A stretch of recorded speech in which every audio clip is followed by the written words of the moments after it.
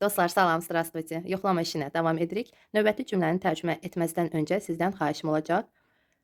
Dərsləri baxdığınız zaman reklam çıxır. Həmən reklamı ən azı bir 15 saniyə izlədikdən sonra keçid düyməsinə basasınız. Bu çox vacibdir. Çox xahiş edirəm. Bunu nəzərə alın. Gəlin cümləni tərcümə edək. Tanış olun. Necə olacaq? Siz kiminləsə tanış edirsiniz. Bu zaman deyirsiniz tanış olun. Necə olacaq? Познакомьтесь. Siz videonu fasiləyə qoyub özünüz çalışın tərcümə edəsiniz. Mən indi sizin üçün yazacağım. Познакомьтесь. Tanış olun. Növbəti cümlə. Xahiş edirəm, məni onunla tanış et. Tanış et artıq başqa cür olacaq. Çalışın özünüz tərcümə edəsiniz. Xahiş edirəm, pajalista, məni onunla tanış et.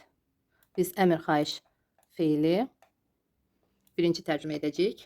Burada iki sözdür, amma rus dilində bir söz olacaq. Tanış et, познакомь меня onunla с ним. Пожалуйста, познакомь меня с ним.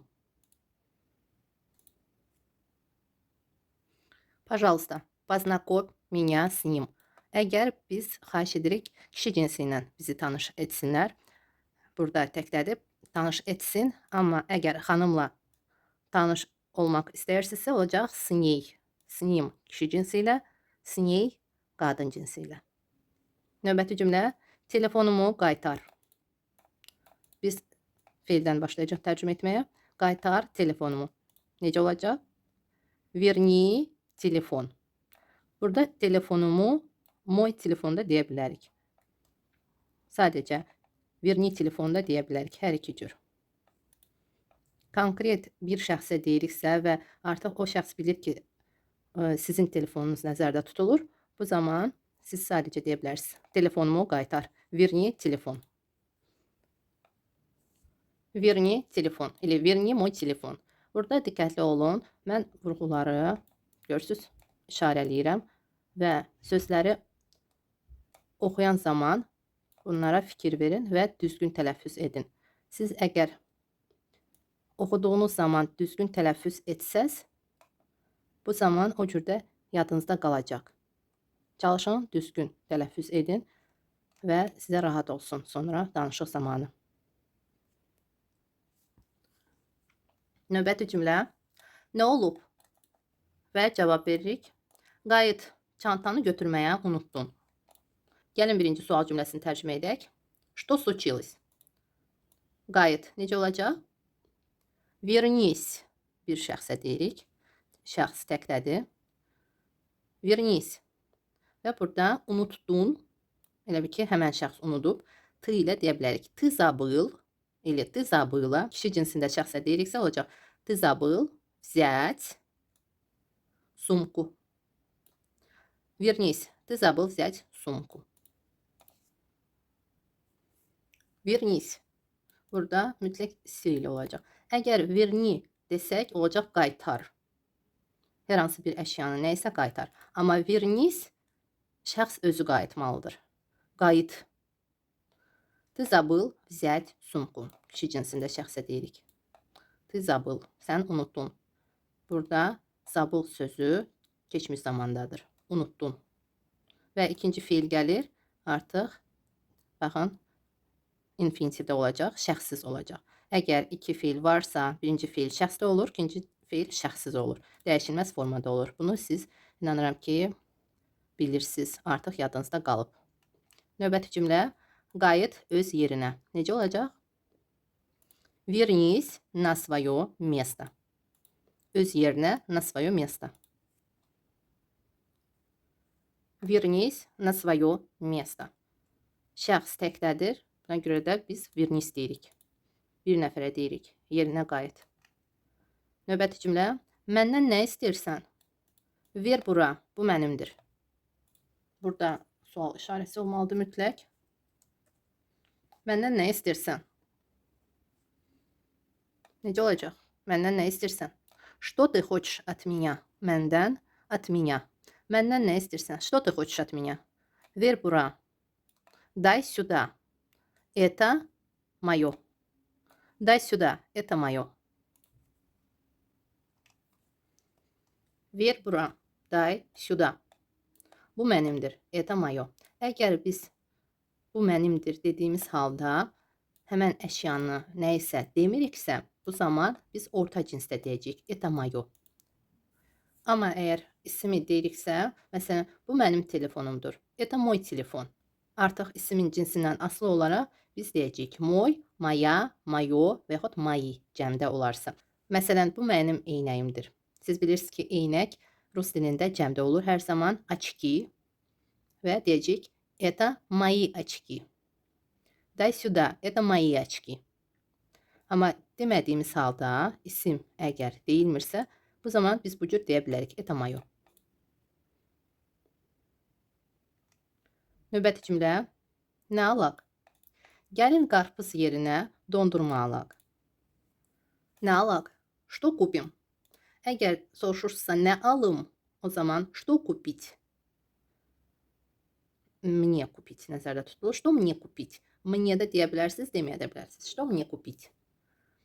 Amma burada nə alaq? Что купим? Cəmdə siz və bir neçə nəfər sizdən əlavə.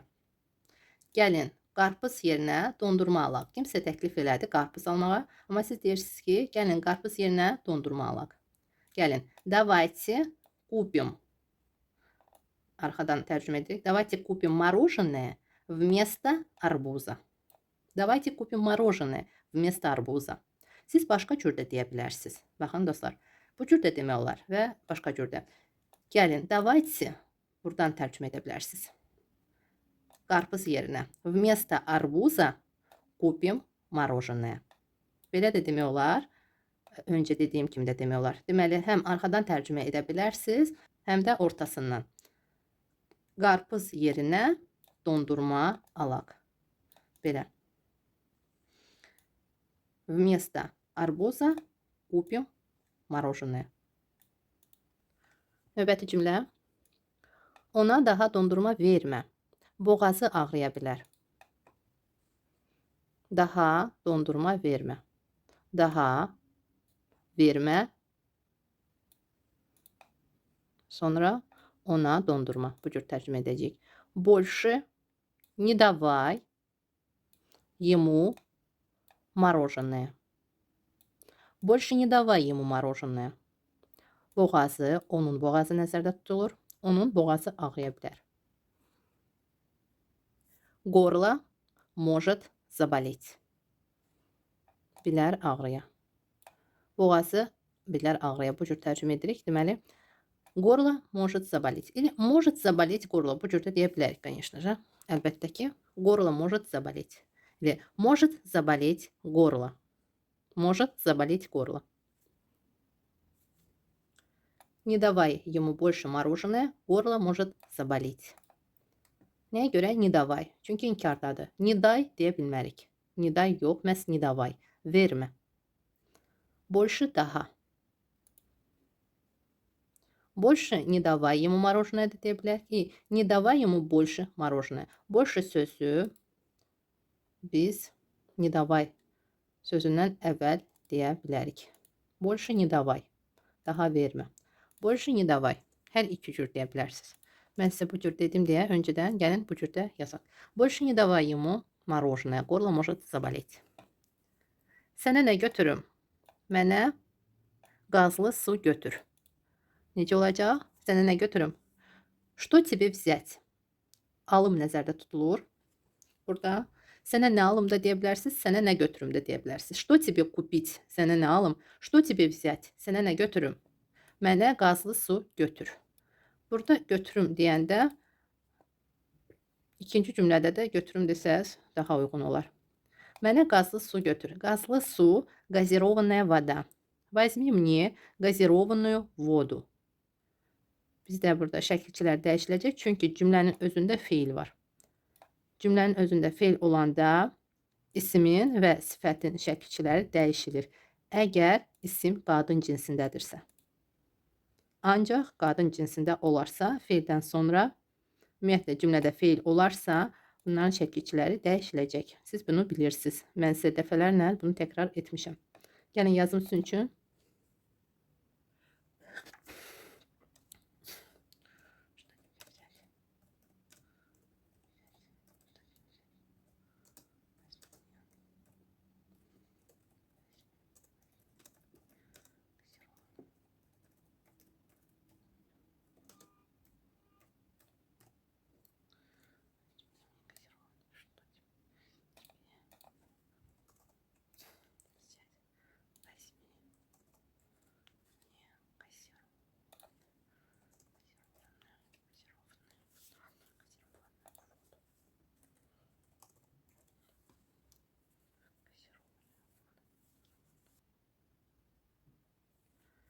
Не бери ничего от чужих людей.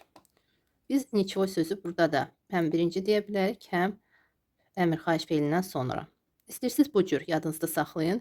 Çünki hər zaman biz deyirik ki, əmr xahiş feili birinci gəlir. Nичего, больше sözləri amma dura bilər əvvəldə.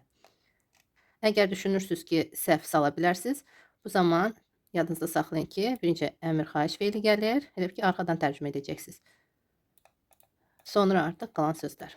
Не бери ничего от чужих людей.